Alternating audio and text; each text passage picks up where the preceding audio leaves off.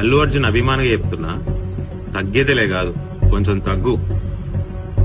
ఒక బిడ్డ తల్లిని కోల్పోయి హాస్పిటల్లో 12 రోజుల నుంచి కోమాలో ఉంటే నువ్వు కేవలం ఒక 6 గంటలు జైల్లో ఉన్నందుకు సెలబ్రిటీలు మొత్తం నీ ఇంటికి వచ్చి అందరు చూసేటట్టు మీ లాన్లో కాఫీలు తాగుకుంటూ టీలు తాగుకుంటూ నవ్వుతారా?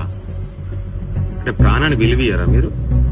నువ్వు సోషల్ మీడియాలో పెట్టే పోస్ట్ ఏంది? కోర్టులో కేసు ఉందని ఆ పిల్లగా నేను పరామర్శించా అంటావు.